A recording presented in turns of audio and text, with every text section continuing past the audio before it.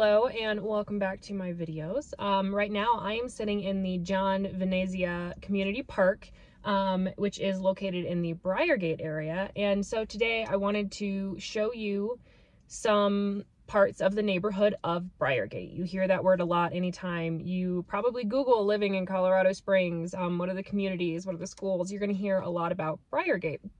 It's a fairly big neighborhood with a lot of subdevelopments and kind of north end of Colorado Springs, a little bit more established. There's certainly some new builds in and around the area, but I'm going to show you some of the popular subdevelopments and neighborhoods in here, so you can get, boots on the ground look at what they look like, what the streets look like, what the houses look like. I'll tell you a little bit about them.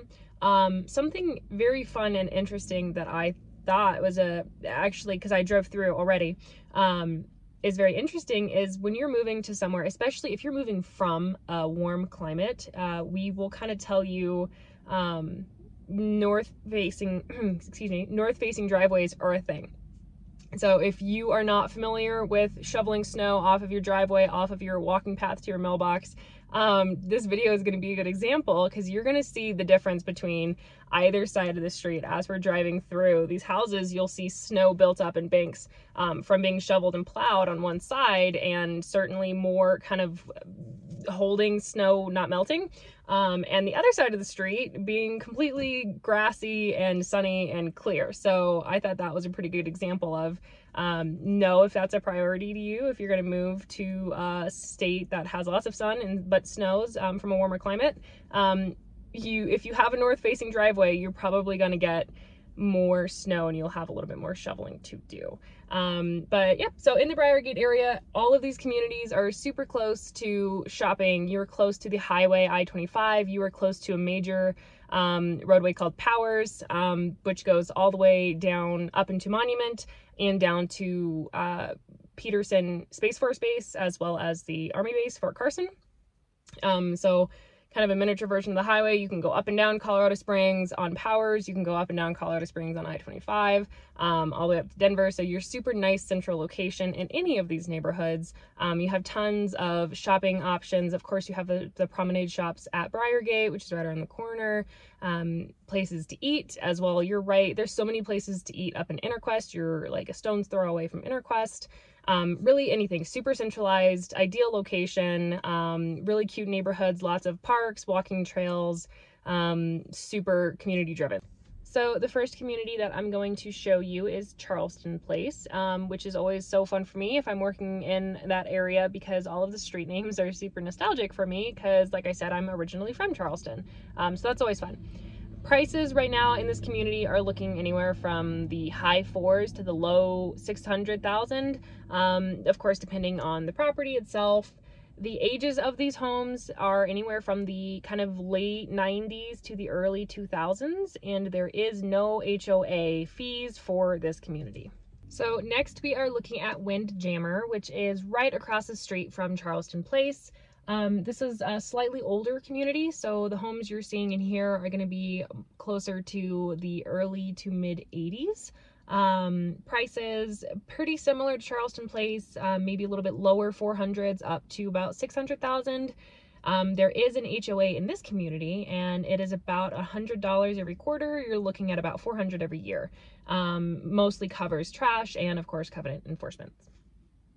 All right, so up next we have Fairfax. So Fairfax is a lot bigger than Charleston Place or Windjammer, probably by 2 or 3 times. So it's spread out pretty far.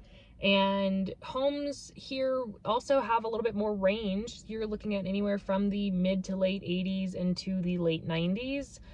Prices, however, tend to be a little bit closer to anywhere from low 400,000s up to high 500,000s. You might see one in the 6s every now and then. This community also does not have an HOA.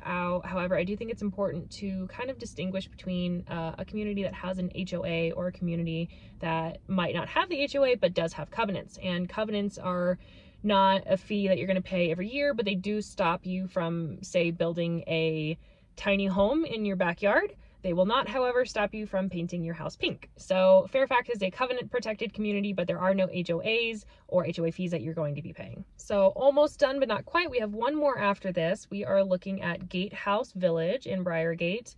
Another one that's pretty spread out, pretty big neighborhood. You are going to see homes in this area. There's a handful that are in the late 80s, but primarily you're going to see 90s through early 2000s.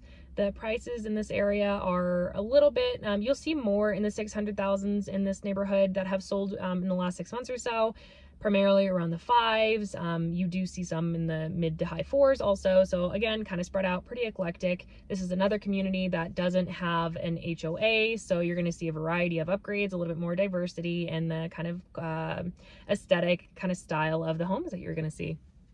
All right, last but certainly not least, we are looking at a little bit of a smaller community. This is the Heights at Summerfield.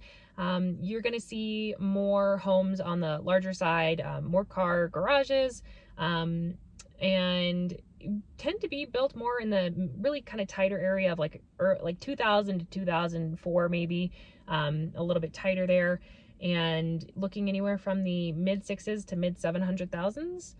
This community does have an HOA. It's $95, I believe, a month, and it covers trash, snow removal, and of course the covenant enforcements.